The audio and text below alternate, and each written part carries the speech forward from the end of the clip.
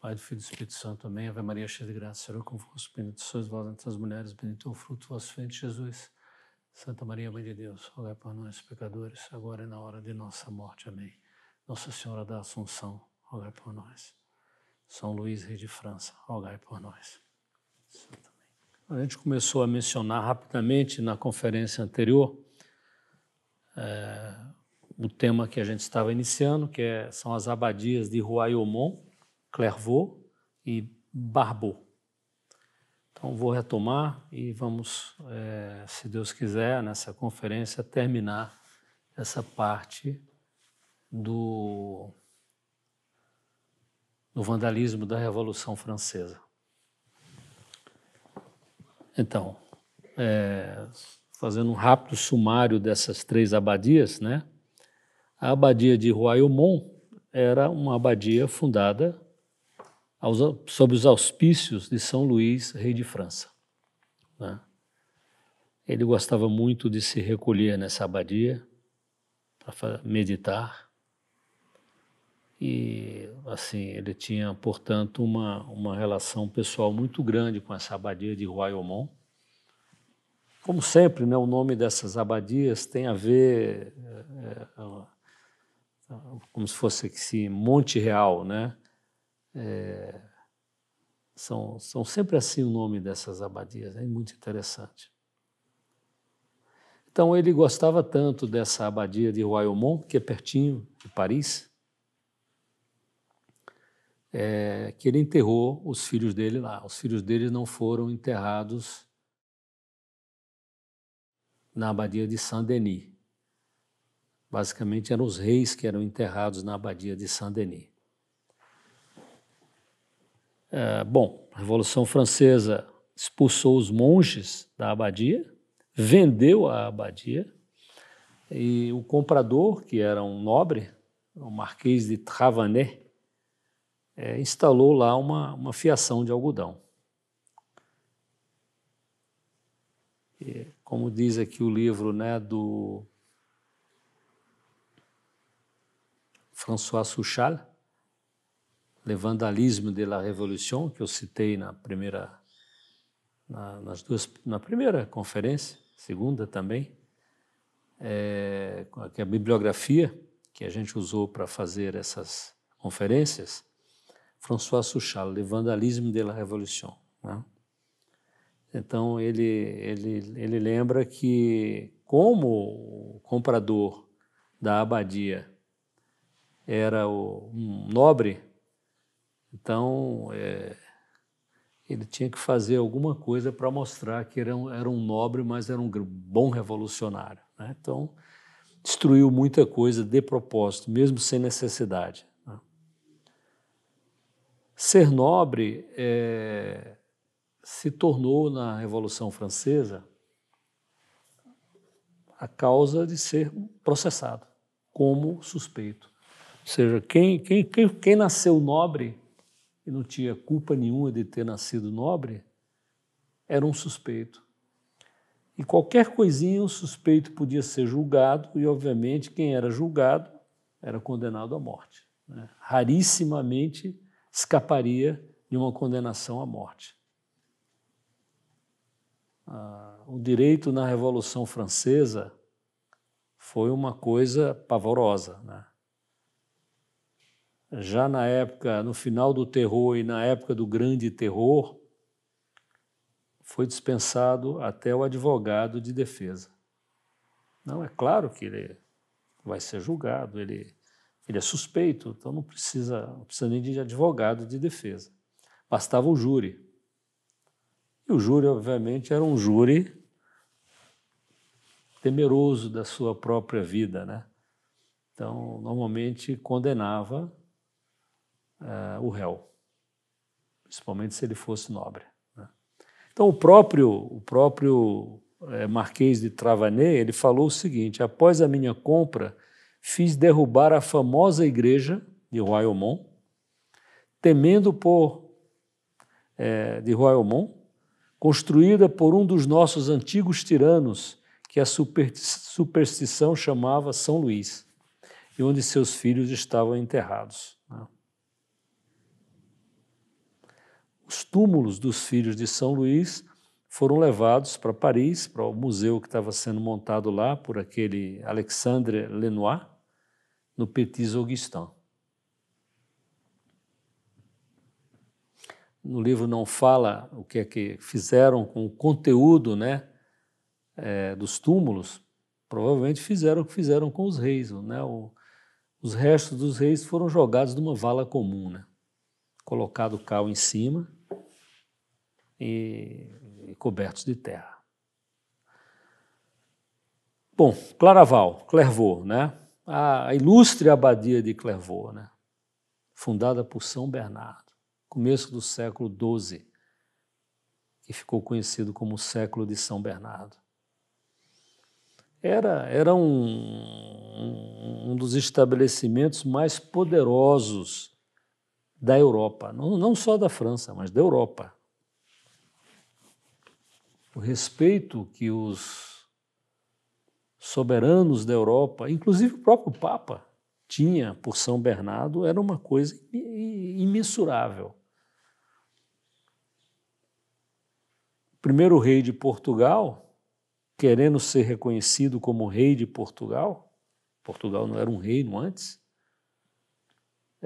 deu terras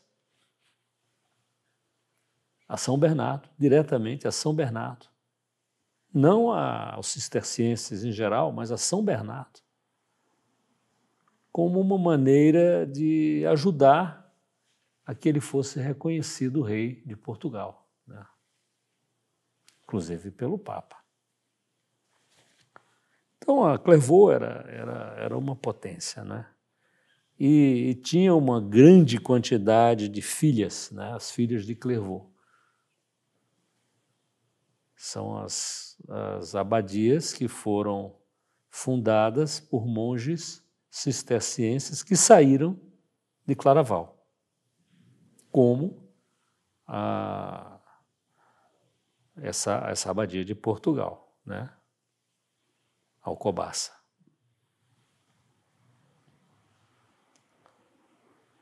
Mas tudo isso, né? Poxa, Clairvaux é tão importante, tem uma história tão importante. Isso para os revolucionários era mais um motivo para destruir, não para preservar. Então, Clairvaux foi vendida, como quase todas as propriedades da igreja. A igreja da abadia, que já estava bastante devastada, nela foi instalada uma fábrica de vidros e, mais tarde, em 1819, ela foi completamente arrasada. Não existe mais a igreja da abadia de Claraval. E, finalmente, não longe aí dessas aí, de Clairvaux, é longe de Royaumont, mas não longe de Clairvaux, uma outra abadia cisterciense, a abadia de Barbeau, é onde foi enterrado o rei Luís VII. Logo, se o rei foi enterrado lá, era uma abadia real. Logo, a Revolução se encarniçou em destruir. Bom, a abadia de Clairvaux é a maior glória da ordem cisterciense, né? Ela foi fundada em 1115 por São Bernardo, que enviou, normalmente, a abadia-mãe, quando enviava um grupo de monges para fundar uma nova abadia, mandava 13 pessoas, 12 monges, mais um monge que iria ser o abade dessa nova abadia, né? Isso é uma imagem aí de Nosso Senhor com seus 12 apóstolos, né? Curioso, né, que o abade de Cîteaux, né, era um inglês, né? Stephen Harding, que era um santo, Etienne Harding, Steve Harding, né, era um inglês. Não tinha muita diferenciação nas ordens religiosas de acordo com a nacionalidade, né? Tudo era a igreja, tudo era a Igreja Católica, né? A abadia de Clairvaux, né, foi obviamente suprimida pela Revolução Francesa, se tornou uma fábrica, né, e finalmente, em 1808, já na era napoleônica, o Estado francês recomprou a abadia. Primeiro, o Estado francês tomou a abadia dos cistercienses, vendeu, depois recomprou, né? Então ela foi dona aí 2 vezes. Ela recomprou e transformou a abadia de Clairvaux na maior prisão da França. Não cabia. Não cabia.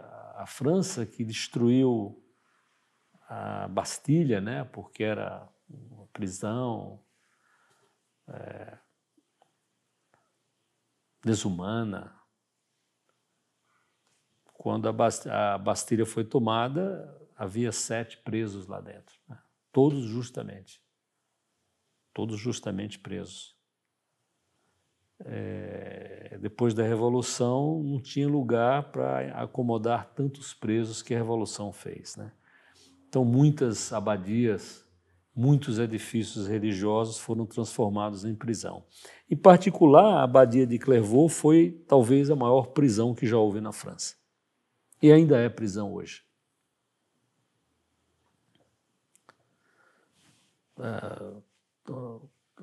São Bernardo, vocês lembram, né? Ele entrou na abadia de Cister,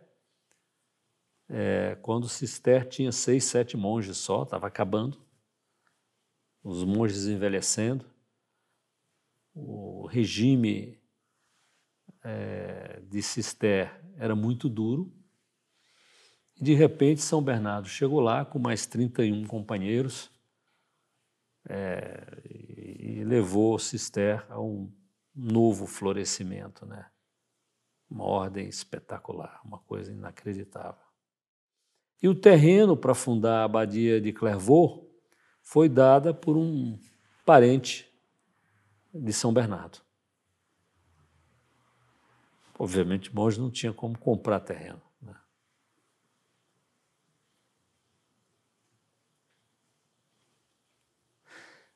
Como sempre, né, todas essas abadias eram fundadas.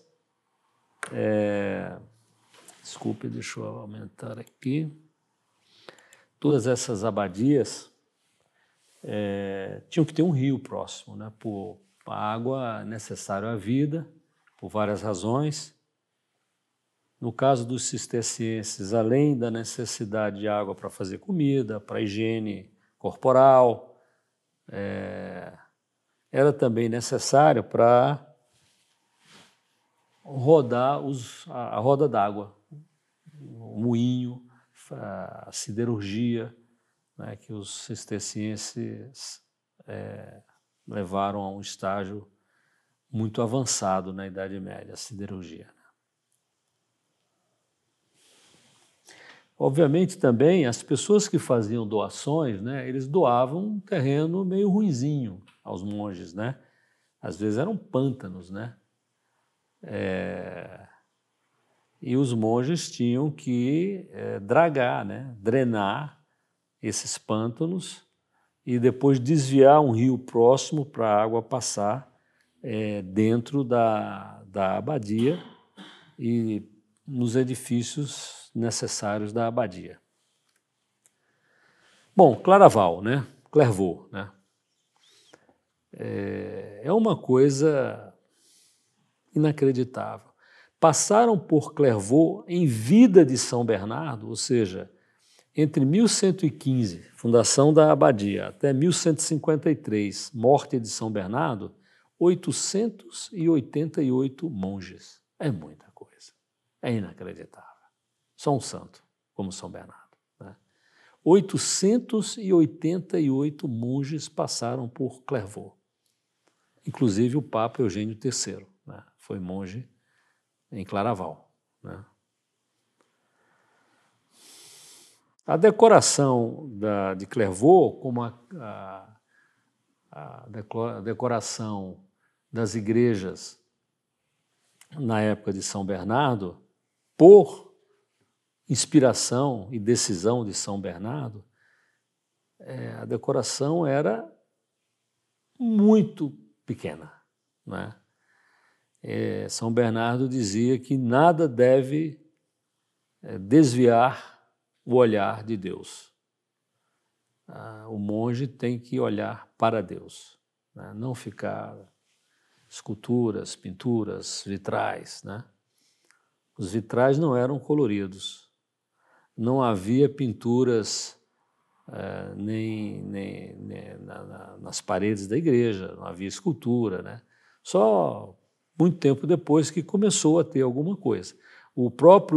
Era uma cruz de madeira, né, que havia na igreja.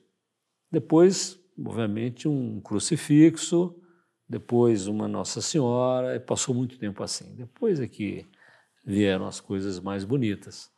Mas a gente vai a essas abadias, as paredes são nuas ainda, né?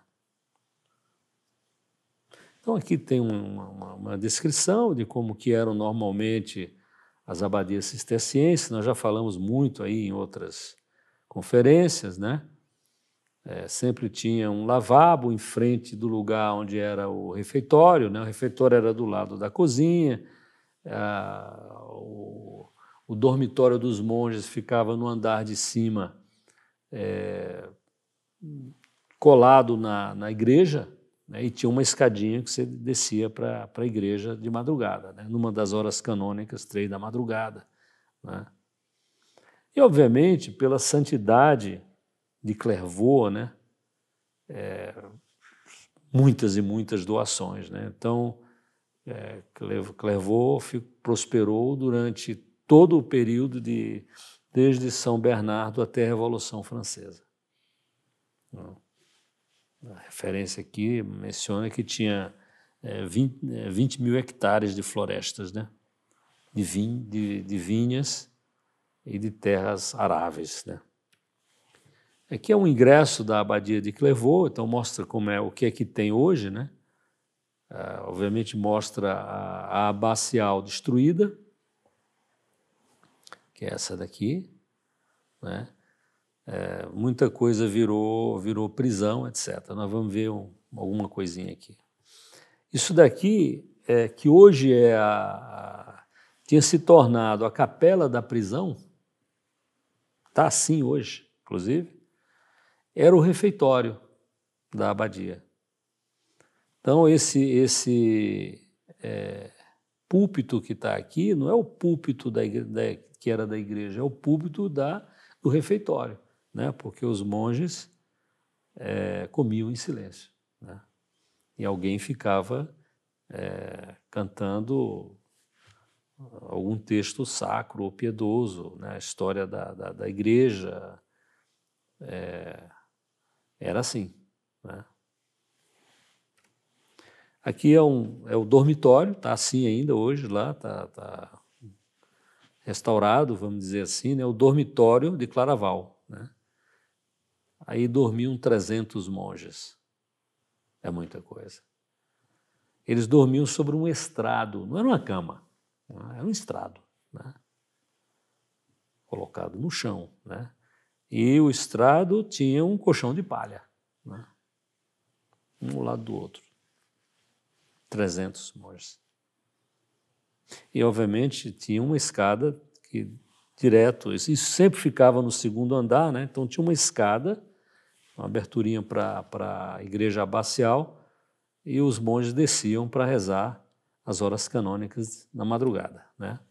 Aqui é uma imagem tocante, quase que insuportável de ver, das prisões do século XIX na França, em Clairvaux. Essa é a... Quer dizer, o grande claustro, né, foi transformado em prisão. Inclusive, dividiram a altura em duas partes para caber mais gente, mais preso, né?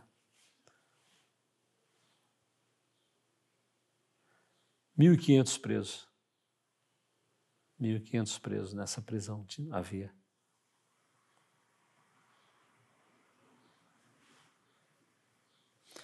Um dado momento aí, em 1875, houve uma lei dizendo que cada preso tinha que ficar separado dos outros, então eles fizeram essas gaiolas, que realmente é um negócio deprimente. Gaiola das galinhas, cage ou pulha, a pulha. Era assim. É isso que ficou Clairvaux, né? Aqui é a abadia de Nossa Senhora de Barbeau, né? Isso é como estava em 1837. Imediatamente depois dessa imagem aí, ela foi demolida pelo dono.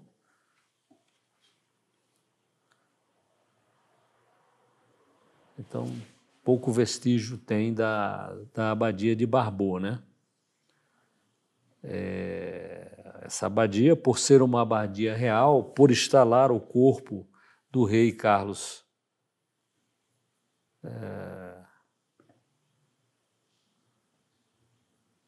do rei Luís VII, né? Ela obviamente foi destruída, né? Pelos sans-culottes. O padre lá que estava lá nessa abadia conseguiu retirar o corpo do Luís VII a tempo, né? E depois o corpo dele acabou indo para a abadia de Saint-Denis, que é a necrópole dos reis, né?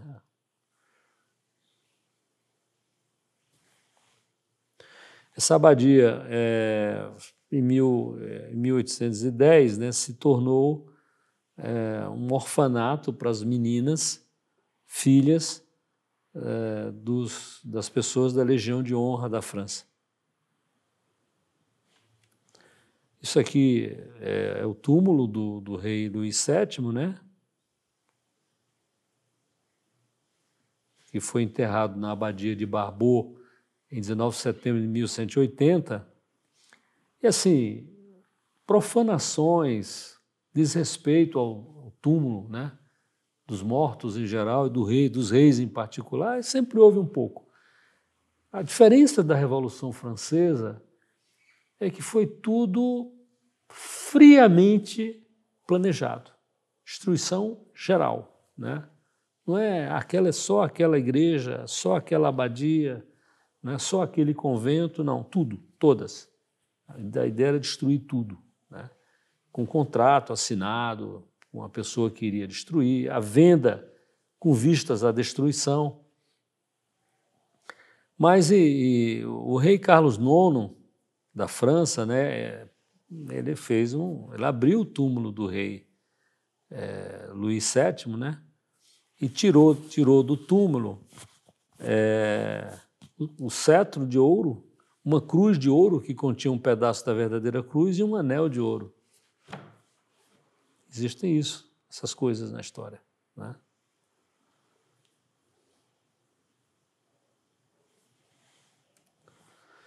Três outras abadias, a abadia do Paraclet, do Paráclito, né? A abadia de Cister e a abadia de Morrimont.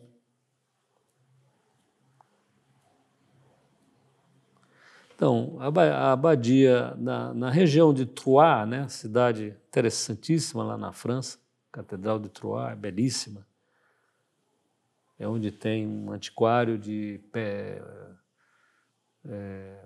alfaias sacras muito interessante.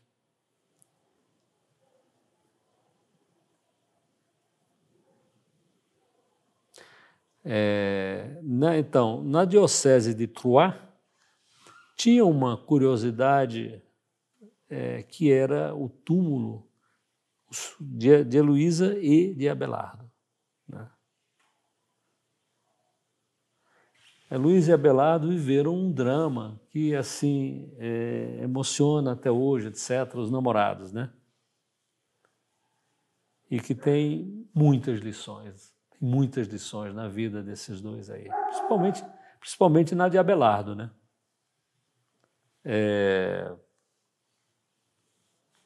Abelardo era professor na Universidade de Paris. Como todo professor duro, tinha dinheiro, ganhava pouco. Então, para pagar o alojamento dele na casa que ele estava, ele teve que dar aula, acho que era uma sobrinha do dono da casa, né? Que se chamava Heloísa. E se apaixonaram.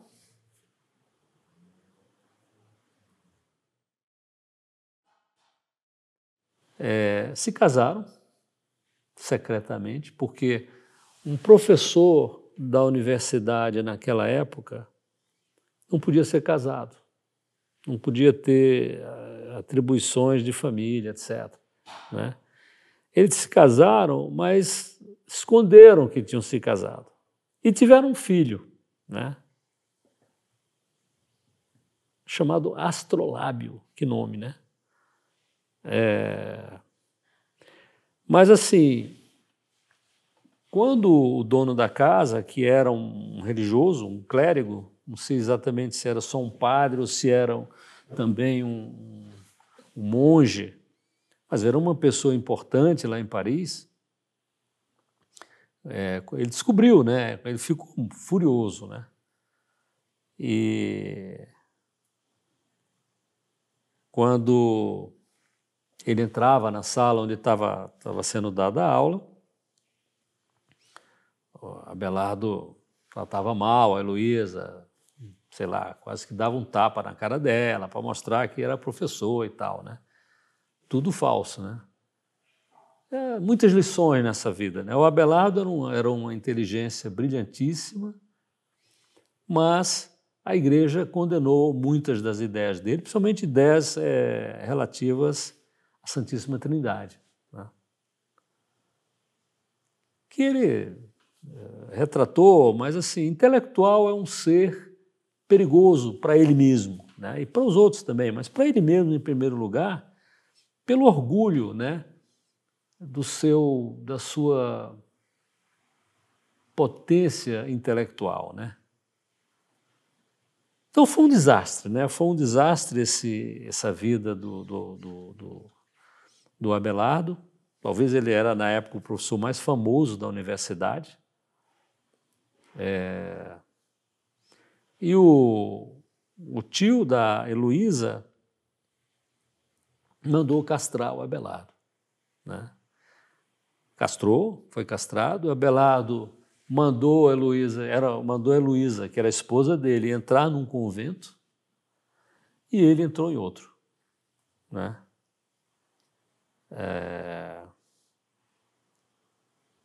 Depois, Abelardo foi expulso do convento onde ele estava, porque era uma pessoa que a igreja via com maus olhos, e depois Heloísa também foi expulsa do dele, etc., do dela. E aí o Abelardo fundou esse priorado, né, do Paráclito, né, do Paraclet, chama-se Le Paraclet, né? E ele, quando Heloísa foi expulsa, eu acho que ela estava na Saint-Étienne-du-Mont, lá em Paris, ele ofereceu esse priorado do Paráclito para ela. Então foi a primeira ordem criada puramente feminina da igreja. Foi a ordem do Paráclito. E ele foi para outros lugares, etc., né? Então essa é a história de Abelardo e Heloísa, né? Uma tragédia quase shakespeariana, vamos dizer assim, né?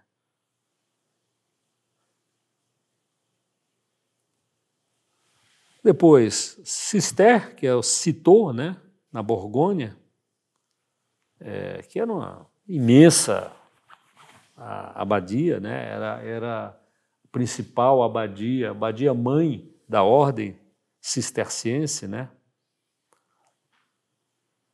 3 claustros, né? Uma enfermaria de 3 naves, né? Então tinha 2 colunas aqui no meio, então tinha 3 naves, quase como uma igreja, né? A enfermaria era assim, né? Então ela foi vendida e demolida, impiedosamente. E essa igreja abrigava os túmulos dos duques da Borgonha. Cister, Claraval ficam na Borgonha, né? Na região da Borgonha, próximo ali. Então foi arrasado, né? E uma outra filha de Cister, Morrimont, né? Hoje não tem mais nada, né? Ela foi demolida a partir de 1793, a Revolução Francesa. Tem uma outra abadia chamada Pontigny, nunca fui, mas acho que vale a pena ir lá, que também é uma filha de Cister, né? Sobreviveu, mas a sociedade popular, né, da região fez um ultimato, né, pedindo para que transformar as lanças das grades do couro, né, aquelas ferrinhos que sobe e acaba, o final é uma ponta de lança, né, para transformar em lanças as grades do couro. Sempre tinha uma historinha para atenuar a maldade, não, é para fazer lança, né. Aí tem uma imagem dos dois, Abelardo e Heloísa. A Heloísa está com uma mitra de abadesa, porque depois o priorado dela se tornou abadia. Como eu falei, a primeira ordem feminina, beneditina, fundada pelos dois, né, por Abelardo e por Heloísa.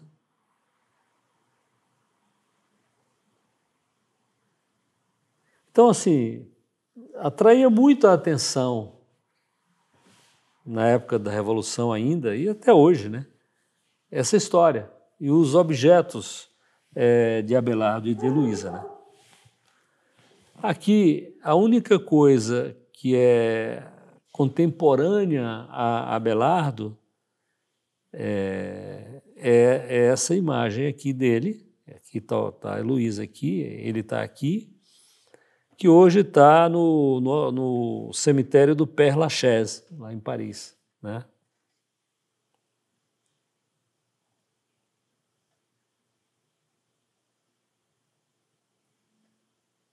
Não sei se o de Heloísa é da época também, não. Estou achando muitas coisas muito afiladinhas ali, eu não sei. Mas o de Abelardo é contemporâneo dele, da época em que ele foi enterrado, que ele morreu bastante antes de Heloísa.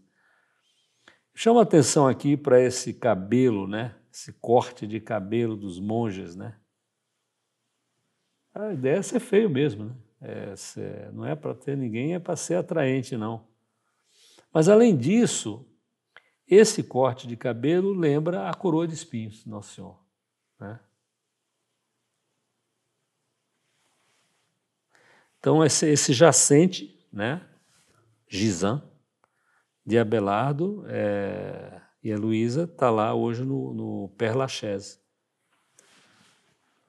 Eles foram enterrados em lugares diferentes, depois foram enterrados próximos um do outro, depois foi o mesmo túmulo, os dois foram colocados dentro, mas não misturados, em duas caixas diferentes. É impressionante, né? Assim, olha as pessoas que compraram a abadia do Paráclito, do Paraclé, né? Em 1792, ela foi vendida por 78 mil francos, até vale muito mais do que isso, mas comparado com outras coisas que foram vendidas, até que foi um pouquinho mais caro, né? Eu faço muita comparação com um castelo foi comprado na época napoleônica, né? Por 1.500.000 francos, né?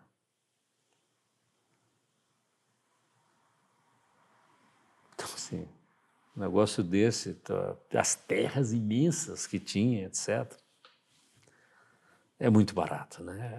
A ideia não era ganhar dinheiro, era destruir, né? Então, foi comprada pelo empregado de um pastor. E depois, no ano seguinte, 1793, foi comprado por um comediante, do diretor do Teatro da República.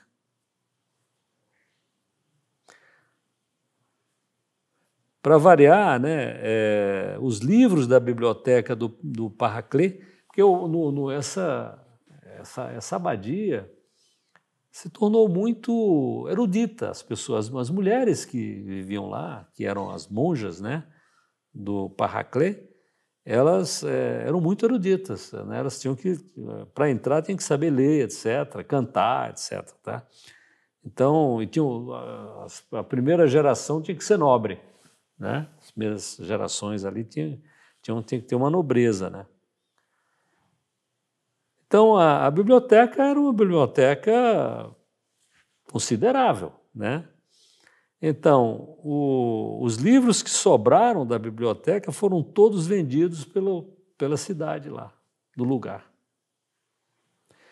As monjas tentaram dizer, não, deixa a gente usar a abadia como um hospital, né? Para cuidar dos doentes, etc., né? Principalmente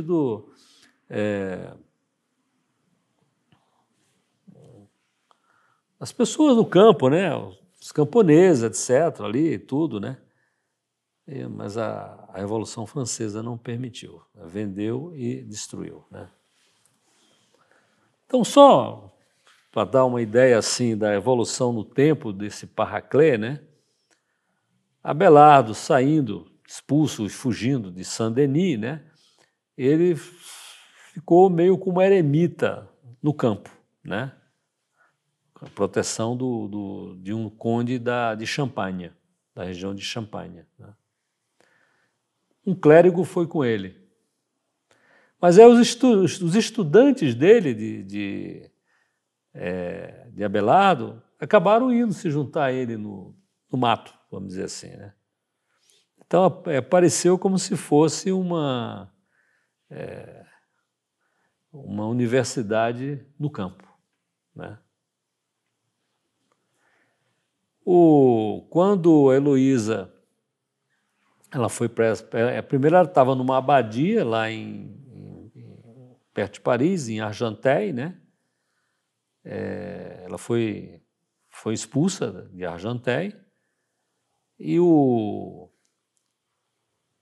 Abelardo ofereceu para ela o Parraclet, que ele tinha construído para ele, mas deu para ela e foi para outro lugar. E o Papa confirmou essa doação. Isso é interessante isso. Então, esse estabelecimento do Parraclet se tornou um priorado, depois é que se tornou uma abadia, né?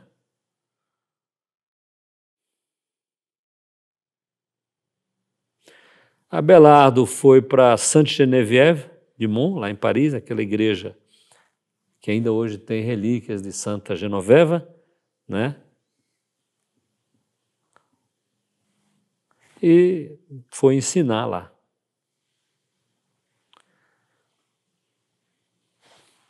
São Bernardo foi dar uma olhada lá no parágrafo para ver se estava tudo certo. Não vi, como eu não vi nada mais, devia estar, porque se não tivesse, eu acho que as referências diriam isso, né? Abelardo morreu em 1142, e aí o Abelardo, sem ter para onde ir, condenado no Concílio de Sens, né? Ele foi, os restos dele foram recebidos por Pedro o Venerável, Pierre le Vénérable, que é uma pessoa muito famosa, muito querida, era de Cluny, teve disputas com São Bernardo sobre a riqueza e a decoração das igrejas, etc., de um monastério. São Bernardo achava que não devia ter, e Pierre Le Vénérable achava que devia ter alguma, né? Depois São Bernardo teve aquela disputa com o abade Suger de Saint-Denis, porque o abade Suger não ia brigar com São Bernardo, né? E o argumento do abade Suger é muito interessante. Não. Uma coisa é uma abadia cisterciense no meio do nada. Só vai ter os monges mesmo. Outra coisa é uma igreja, né, que depois se tornou até uma basílica, né, de Saint-Denis, que está ali do lado, colado na cidade, as pessoas vão à missa nela. Então você pode decorar. Então, São Bernardo, não sei se concordou claramente, mas Saint-Denis foi muito decorada, né? Primeira grande igreja gótica da história.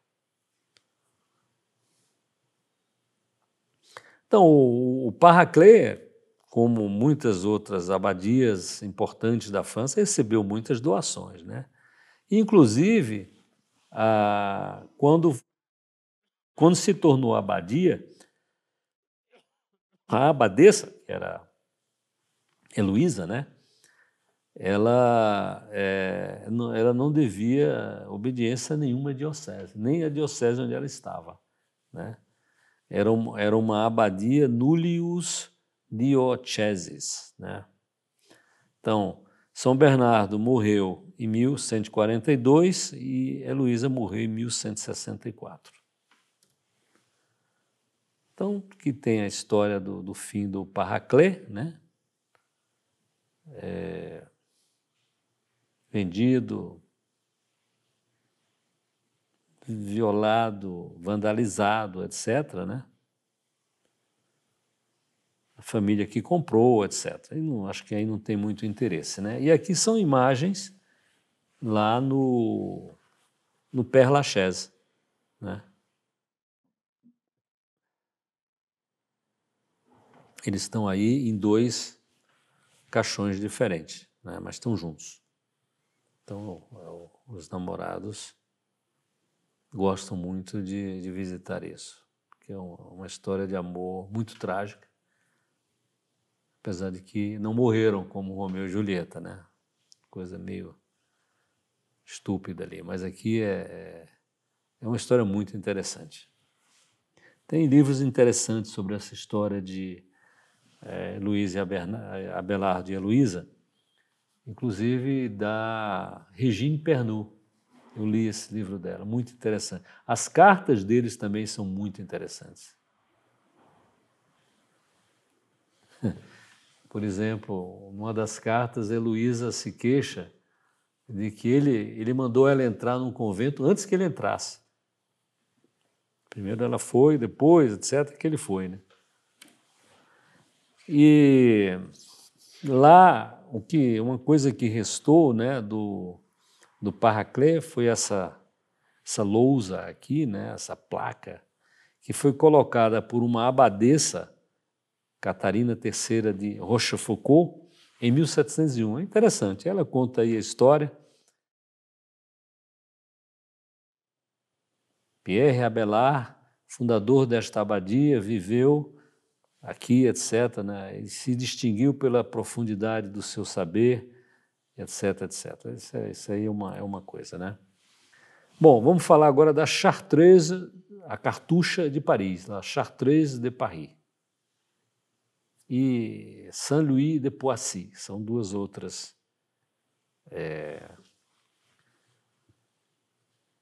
abadias e priorados, etc., né, que houve e que também foram destruídos pela Revolução Francesa. A cartucha de Paris, né? Os cartuchos são de uma ordem bastante diferente de todas as outras ordens, né?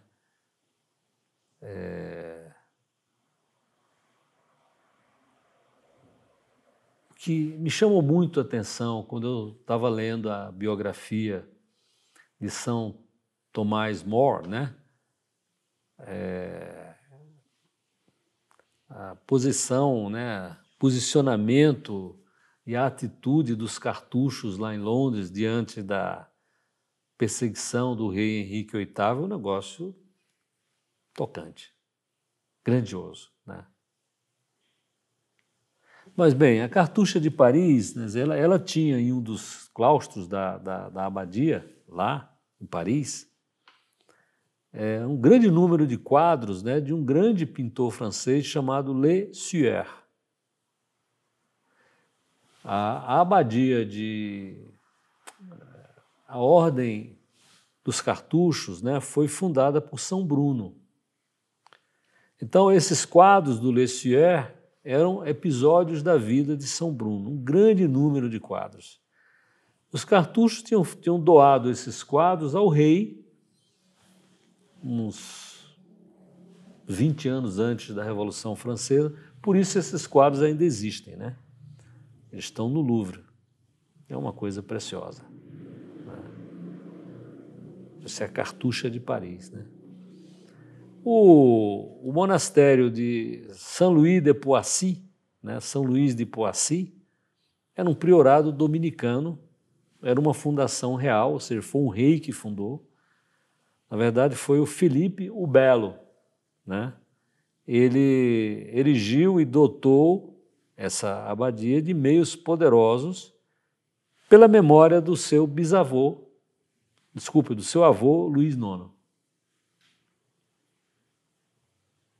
E a igreja desse monastério abrigava o coração do próprio Filipe IV o Belo, né? E essa abadia tem uma outra coisa que atiçou muito a ira dos jacobinos, né? É porque foi ali que nasceu São Luís, rei de França. Então a abadia foi construída no lugar, na localidade em que havia nascido São Luís, né? E estava lá, além disso, o coração do Filipe IV o Belo. Uma coisa interessante na história da Revolução Francesa é que, muitas vezes, as pessoas que mais se encarniçaram em destruir monumentos, edifícios, igrejas, abadias, etc., da igreja, eram ex-padres, né? Como se destruindo aquelas coisas, eles disseram, tá vendo, eu não precisava estar ali e tal, né? É uma coisa terrível, né?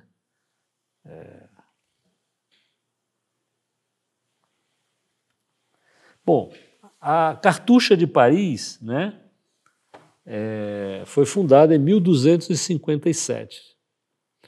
São Luís estava vivo. São Luís morreu na última cruzada, né? Aí 1270, 71 mais ou menos. Então São Luís estava vivo. E ela foi demolida na Revolução Francesa entre 1796 e 1800, né? Era imensa, no coração de Paris, tá? Paris foi se expandindo e a abadia, na época da Revolução, estava no coração de Paris, né? São Luís queria atrair para Paris as ordens religiosas importantes, né? Então, uma delas que ele incentivou para ir para Paris foi justamente os cartuchos, né? São Luís admirava a regra dos cartuchos, né? Então ele doou um castelo lá, né, no lugar onde ficou a abadia, né? Umas terras em torno, etc., né? E os cartuchos começaram a chegar. Nunca houve mais do que 32 religiosos nessa Cartucha de Paris, né? Os cartuchos, por exemplo, eles não viviam juntos. Era como se fosse uma eremita, mas uma eremita perto um do outro, né? Cada um tinha uma casinha em torno do claustro, né?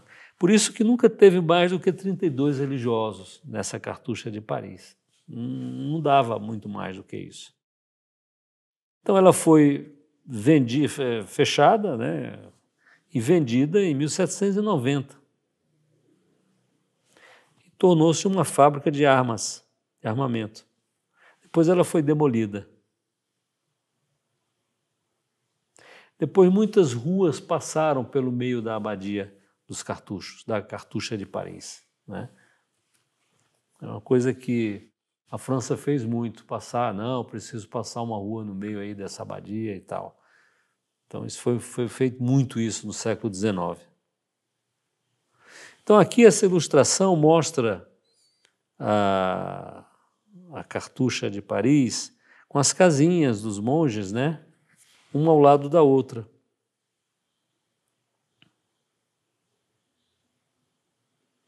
À direita, um dos quadros do Lesueur, Eustache Lesueur, com a morte de São Bruno.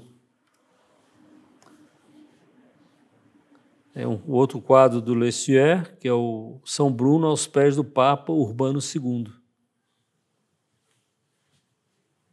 Para ter uma ordem religiosa nova, você tem que ter a aprovação do Papa, né?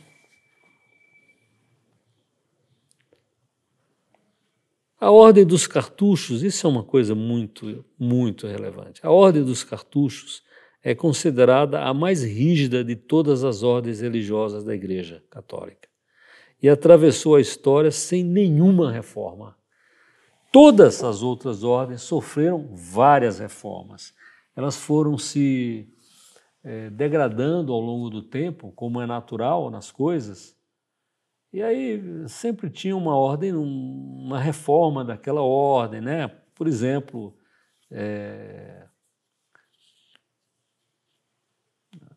os carmelitas, né?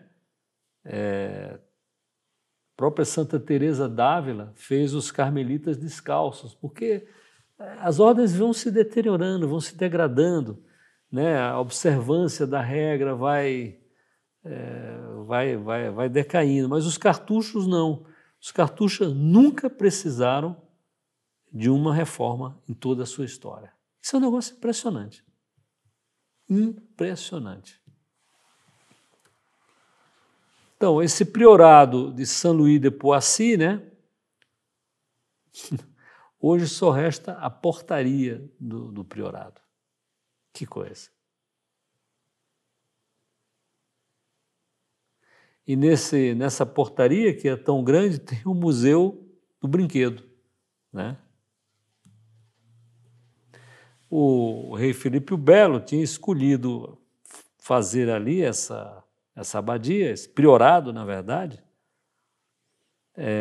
porque foi o lugar do nascimento e do batismo de São Luís, que era o avô dele, e que já, quando ele resolveu fazer isso, ele já tinha sido canonizado, Luís IX, né?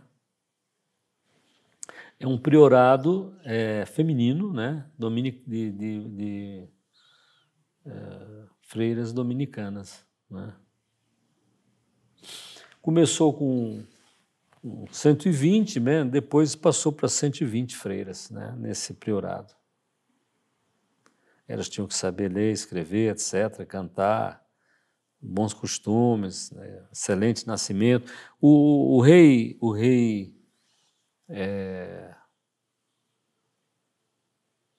Filipe o Belo, né? No começo era ele que tinha que aceitar a entrada dessas primeiras freiras, né? No priorado.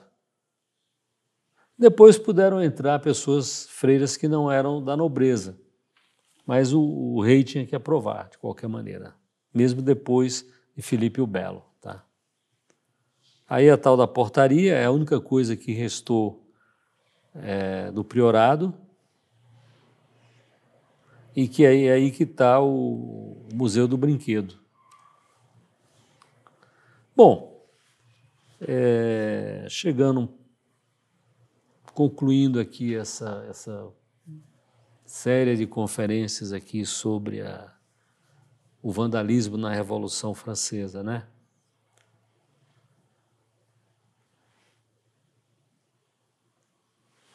O François Suchard falou algumas coisas que eu transcrevo aqui, que mais ou menos resume o que foi feito em todas essas profanações e vandalismos, etc. Então, entre as cenas mais penosas que essa época nos deixou, destacam-se as mascaradas organizadas à saída das igrejas, que acabavam de ser pilhadas e devastadas. Então, as pessoas que faziam isso, né, eles pegavam as vestes dos religiosos e dos padres, né, bêbados, né, bebendo vinho nos cálices consagrados, né, vestindo capas, casulas, mitras, né. É um negócio que é o que temos, inclusive, ainda hoje, fotos já agora, do que eles fizeram na Guerra Civil Espanhola, né? A tal da República Espanhola, né, era muito anticlerical, né, muito anticatólica, né? Obviamente a igreja tinha que entrar nessa guerra civil contra essas pessoas, né? Os primeiros 6 meses da Guerra Civil Espanhola, eles mataram mais de 6 mil padres e religiosos, seminaristas e tal, mas assim, é um negócio inacreditável. E teve muito católico, talvez por desinformação, talvez por orgulho intelectual, né, que apoiou a República e não o Franco, que na verdade estava do lado da igreja, né? Isso não quer dizer aprovar todas as coisas que o Franco fez durante a Guerra Civil e depois da Guerra Civil, né? Mas ele defendeu o lado da igreja. Era conveniente, inclusive, para ele, né? Os sans-culottes, né, devastavam essas igrejas e pegavam essas vestes esplêndidas, né, dos padres, né, dos santos, etc., né? Disse, não, o sans-culotte Jesus não se vestia assim, ele era uma pessoa pobre e tal, né? Essa coisa da pobreza, né? Tem muita coisa que eram pregadas pela igreja e que os revolucionários, ao longo de toda a história, conspurcaram o sentido das coisas, né? Ah, não, tem que ter tolerância, sim. Tolerância com justiça, é o que a igreja falava, né? Ah, Jesus era pobre, sim, mas o cálice não, né? O lugar onde estava o corpo e o sangue de Nosso Senhor tinha que fazer algo mais respeitoso para ele, né? Mas não, o sans-culotte Jesus não usaria essas roupas, né? Usaria. A igreja usa. Então teve um convencional, né? E a Revolução Francesa, primeiro foram os Estados Gerais, né? Depois veio a Constituinte, depois veio a Convenção. Então, durante a Convenção, o Convencional Bo, ele saiu lá com um decreto, né, que ordenava a derrubada, em nome do princípio da igualdade, dos campanários ou outras partes das igrejas que ultrapassassem a altura do teto da nave. Por quê? Não igual. Tipo assim, cara, eu vou cortar a tua cabeça porque tu é mais alto do que o outro. As coisas sem pé nem cabeça, né? Então, mas foi assim, né, que a Revolução foi, né?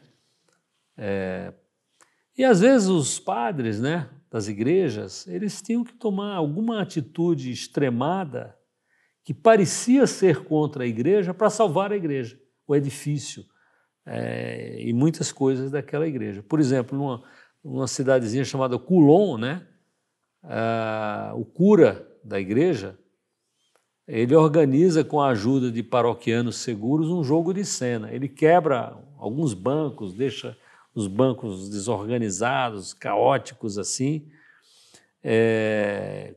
tira as cabeças de muitas imagens de santos, né? E quando os vândalos chegaram, né? Ele ofereceu um jantar, coisas gostosas, muito vinho e tal, e assim salvou a igreja de destruição. E quando terminou a tormenta, quando terminou a Revolução Francesa, recolocaram as cabeças no lugar e refizeram lá tudo. Então é uma coisa, como é que pode, né? Tem que chegar a esse ponto para salvar alguma coisa, né? Teve um outro convencional, né, que aconselhava a convenção a demolir os castelos a fim de que os sans-culottes, ou seja, o povão, tivessem material para construir suas casas. Pô, mas não dá para pegar outro material, uma coisa mais normal, sem destruir, né? Não, vamos destruir para dar as pedras já talhadas para o povo construir as suas casas, né? E não, para que mais de um sino nas paróquias? Basta um sino. Vamos derreter os outros para fazer canhões. Era assim o espírito dessas pessoas, né? Em Arras, que é a terra de Robespierre, né, a destruição foi avassaladora, né? Na época se chamava Artois, né, na região que hoje chama de Pas de Calais, né, o Passo de Calais, que era onde o Robespierre nasceu, né? Dá para fazer um balanço da destruição, que é um negócio que dá um nó na garganta. Então, assim, antes do fim de 1793, mais da metade das igrejas de abadias e de conventos estavam vendidas. É muita coisa, tinha muito convento e abadia. Em 1790, existiam no departamento 3 catedrais, 9 colegiais, 35 abaciais, abacial é uma igreja da abadia, 965 igrejas paroquiais, 52 igrejas de conventos.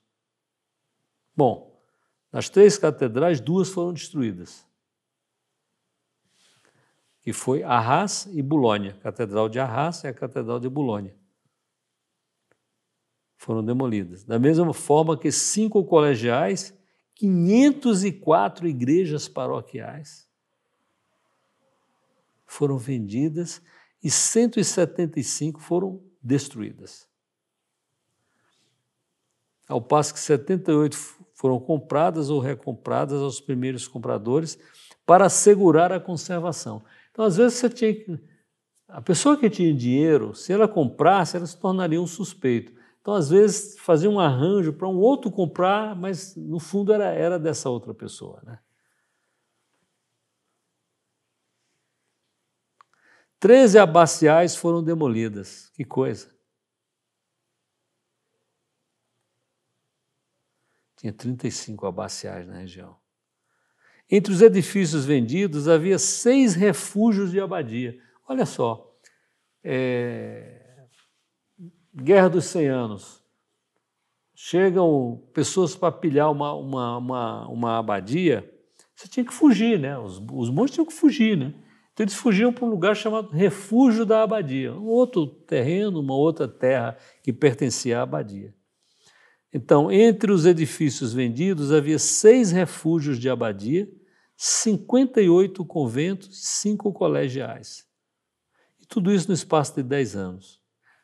No norte, vizinho a essa região aí das terras onde nasceu Robespierre, 437 igrejas ou capelas foram vendidas a preços irrisórios, £1. 914 francos. É para destruir mesmo. Estou vendendo para você transformar as pedras desses edifícios em uma pedreira, para vender as pedras, né? Que negócio inacreditável. Que coisa mais inacreditável. 2 catedrais destruídas, 5 colegiais, 504 igrejas paroquiais foram vendidas e 175 destruídas. Nunca na história da humanidade aconteceu isso. Nunca.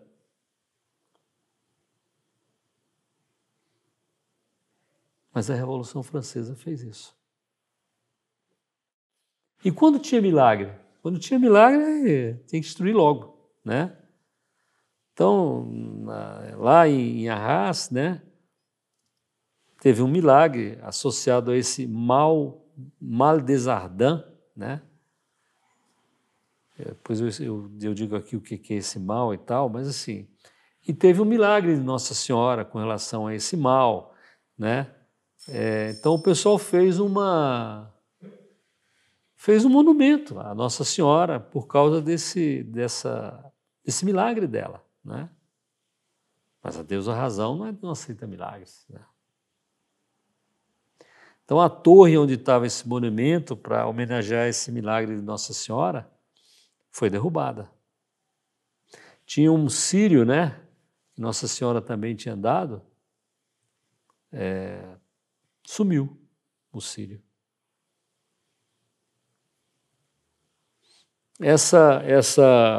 Esse mal se chama também fogo de Santo Antônio, feu de Santo Antônio. Era uma espécie de erisipela gangrenosa que se propagou cruelmente durante a Idade Média. Queimava, causava dores, assim, queimações, etc. Né? E Nossa Senhora fez milagres aí. Também teve um outro milagre entre 2 homens, um queria matar o outro, uma família queria matar a outra, porque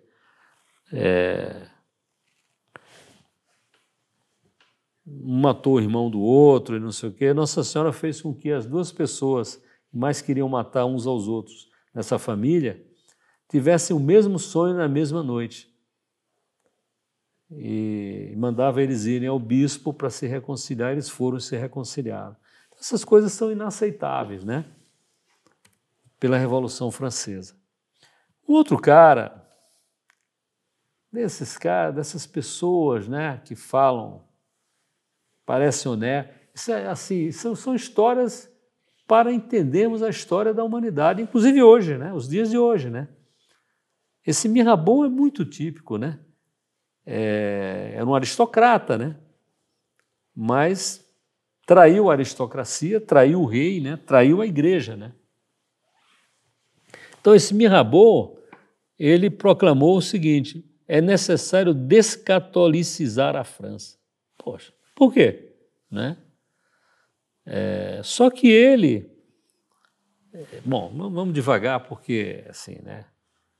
Esse Mirabeau, né? Ele, num dado momento, ele percebeu que essa revolução não ia dar certo, né? Ia ser uma coisa horrível. Ele, felizmente para ele morreu cedo, né? Acho que morreu em 1790, 91, ele morreu. E aí, depois que ele morreu, ele foi panteonizado, o Panteão, a decisão de ter um panteão para a memória dos grandes homens da França, foi pensando nele em primeiro lugar. Claro, os grandes escritores, né, os piores possíveis, mas grandes escritores, como escritores puramente. Então, ele foi panteonizado, ele foi colocado no panteão, né? Junto com Voltaire. Foram os 2 primeiros que foram colocados no panteão, foi Voltaire e Mirabeau. Só que Mirabeau foi retirado do panteão quando descobriram o que ele andou fazendo. Ele andou negociando com o rei. e recebeu pagamento do rei para isso, para melhorar a situação da monarquia. Então, é isso que acontece na história, né? Assim, fulano de tal, grande revolucionário, quis fazer isso. Não, o cara é uma vida dupla, é um jogo duplo, né? Muitas vezes é isso. Uma rua, né? A rua onde ele morreu foi rebatizada com o nome dele, Rua Mirabeau, né? Mas depois, quando descobriram esses documentos, quando o rei morreu, né? O rei, na verdade, quando o rei fugiu, etc. Essa é a história complexa, eu não vou entrar agora aqui, mas descobriram esses documentos em que ele negociava com o rei e recebeu o pagamento por aquilo, né?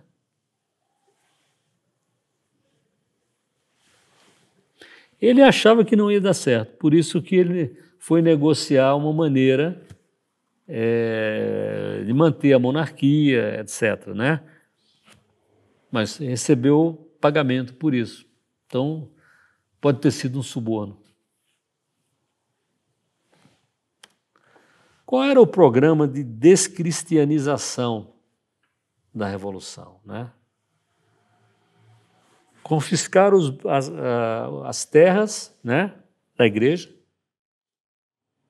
para servir de lastro para a nova moeda que eles estavam criando, que era o assignat. Retirar das estátuas, das placas e qualquer outra iconografia de lugares de culto católico, né? E tirar as estátuas dos santos.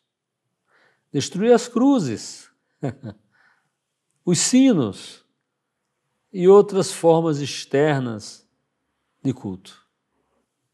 E aí, obviamente, né, você está tirando uma coisa, você tem que pôr outra, né? Então, daí vieram aqueles cultos da razão e do ser supremo, que Napoleão acabou com tudo isso. Napoleão era pragmático. Pela lei de 21 de outubro de 1793, todos os padres que não tivessem jurado a Constituição Civil do clero estavam sujeitos a serem mortos por qualquer pessoa, a qualquer momento. Que coisa, hein? A Constituição Civil do clero era um cisma. Olha, em vez de você obedecer ao Papa, você vai obedecer ao governo francês. No auge, né, da celebração do culto da razão, houve esse culto lá na Catedral de Notre-Dame em 10 de novembro de 1793. Já pensou? Na casa de Nossa Senhora.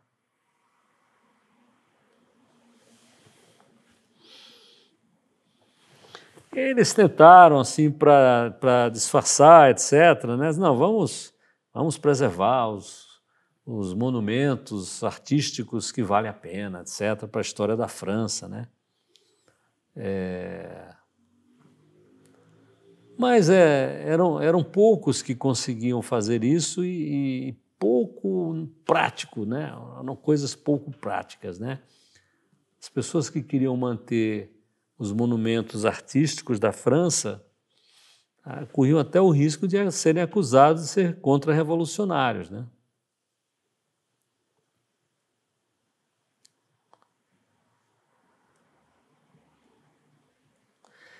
Mesmo que quando tinha alguma lei, algum decreto, alguma determinação mandando preservar documentos, se os sans-culottes quebrassem partes dele e tal, martelassem, eles não eram punidos, né? Todo indivíduo, em abril de 1793, né? Todo indivíduo que tenha em sua posse manuscritos, títulos, cartas, medalhas, antiguidades provenientes das casas, castelos, mansões, né, dos ex-nobres ou da igreja, deverá entregá-los dentro de um mês ao diretório do distrito do seu domicílio, sob pena de ser tratado como suspeito. Ser suspeito está muito próximo da morte. As pessoas que queriam preservar os monumentos artísticos da França eram considerados moderados. Você está muito moderado, né? Então, algumas pessoas morreram por serem, de repente, estarem pendendo para esse lado da moderação. Danton, por exemplo. André Chenier, que era o maior poeta da França na época. Pô, mas matando tanta gente. Será que precisa? Guilhotinado. O irmão do André Chenier, esse Marie-Joseph Chenier, ele fez uma defesa dos livros. Não, peraí, vamos guardar, vamos preservar os livros, né? Ele até dizia assim, se não fossem os livros, não teria havido essa revolução. Ninguém teria aprendido. Por exemplo, tem que destruir toda flor de lis que você achar em qualquer monumento. Aí o cara falou, vem cá, mas no quadro do David, do pintor David, né, que ele pintou a morte de Marat, o punhal que matou o Marat tinha uma flor de lis. Você vai apagar a flor de lis no punhal do quadro do Marat? É uma coisa assim, essas coisas não têm nem pé e nem cabeça, né? É por isso que elas acabam. Mas fica muita maldade mesmo assim, mesmo depois que ela acaba, né? Então aqui eu coloquei imagens do quadro de Davi, né? Amarrar Davi, tá vendo? Aqui está escrito aqui, ó. E aqui o punhal, tá vendo? É nesse punhal que tem uma flor de lis. Eu não achei nenhuma imagem do punhal que mostrasse claramente a flor de lis, né? O Marat está segurando um bilhete, que é o bilhete da Charlotte Corday, que foi a quem matou o Marat. Eu já contei essa história aqui, né? Esse David, né, era provavelmente, certamente, o maior pintor que havia na França, talvez em toda a Europa, né? Mas ele se tornou um revolucionário fanático, né, assim, né? E aproveitou a posição dele de pintor para perseguir inimigos dele, pessoas de quem ele não gostava, o David. Como é que pode?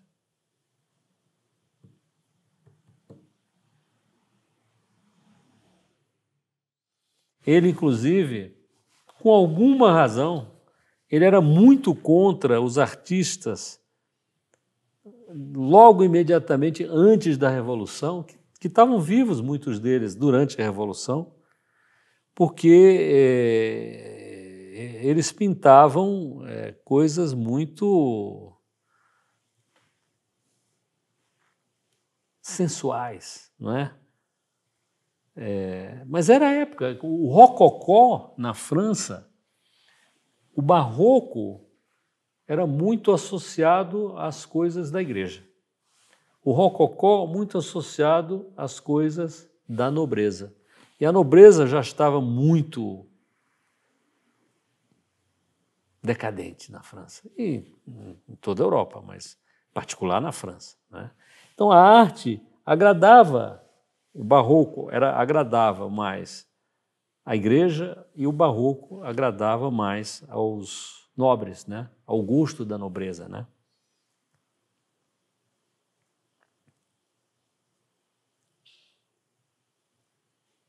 Então, era muito exagerado mesmo, sabe assim. Isso, o David tinha razão, né? Havia uma certa decadência ali da pintura, a fête galante, né? Cenas galantes, essas pinturas eram assim, né?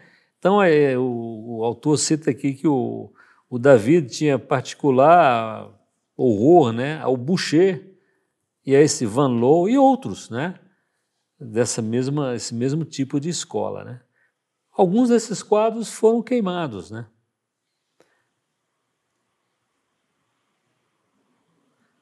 A gente ainda vê muito isso na porcelana. Esse Van Loo pintava muito para as coisas dele, eram muito do estilo das porcelanas, né? E o David, não, tem que ser uma coisa máscula, né? O estilo tem que ser másculo e nervoso, que deve caracterizar os feitos revolucionários e defensores da igualdade. É necessário um pincel ousado, um gênio vulcânico, ou seja, é necessário David. Né? Em outros momentos talvez eu fale mais do David, que é um grande pintor, né? E a coleção dos Orleans, que eram os maiores colecionadores da França, né? Depois das coleções reais, né? Tava fora da França, estava fora do alcance dos revolucionários, né? Então a coleção dos Orleans, olha que coisa extraordinária, tinha 28 Ticianos, 12 Rafaels, 12 Guido Renes, 16 Veroneses, 12 Tintorettos, 25 Aníbal Carracci, 7 Ludovico Carracci, 3 grandes Corrégios. É um negócio inacreditável. Além de 3 Caravaggios. Talvez tivesse 2 Michelangelo e 3 Leonardo. Algumas dessas atribuições foram revistas depois, né? Mas é uma coleção. Quem conseguiria ter um negócio desse, né? Então, assim, foram essas coisas, né, que foram sendo destruídas pela Revolução Francesa. Ou porque eram coisas associadas à igreja, ou porque eram coisas associadas à monarquia, e estava chegando um novo grupo que iria dominar a França, né? Que obviamente eram os burgueses, né? Então é isso, a partir da próxima conferência, que vai ser no próximo sábado, a gente vai entrar na parte